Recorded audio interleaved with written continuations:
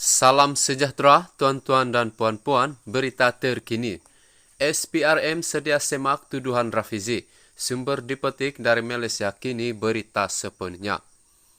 Suruhanjaya Pencegahan Rasuah Malaysia belum menerima sebarang laporan berhubung pendedahan timbalan Presiden PKR Rafizi Ramli mengenai kelulusan projek tebatan banjir bernilai RM2 bilion. Pun begitu, Ketua Pesuruhjaya SPRM Azam Baki berkata pihaknya sedia membuat semakan mengenai dakwaan Rafizi itu. Setakat ini saya tidak menerima laporan, namun apa yang disebut kita ambil perhatian kerana segala maklumat yang diberikan kepada orang ramai, laporan secara bersemuka atau mana-mana media kita akan ambil maklum. Sekiranya dakwaan berkenaan berasas, kita akan buka siasatan lanjut, katanya kepada media di Kota Baru hari ini.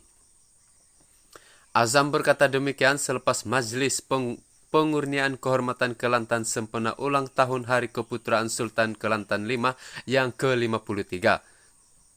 Setakat ini kita tunggu dan lihat serta kita semak terlebih dulu, katanya lagi. Rafizi sebelum ini mendakwa Kementerian Alam Sekitar dan Air KASA yang diterajui Tuan Ibrahim Tuan Man dalam proses menganugerahkan proyek tebatan banjir bernilai RM2 bilion secara rundingan terus kepada syarikat milik individu yang dikatakan mempunyai kaitan dengan pemimpin UMNO.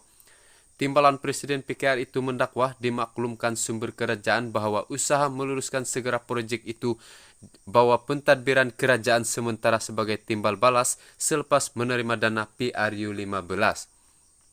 Dia menuntut Tuan Ibrahim menjawab dakwaan itu dan memberi jaminan tidak akan meluluskan seberang proyek dalam tempoh pentadbiran kerajaan sementara kerana ia bertentangan dengan pekeliling perbendaharaan.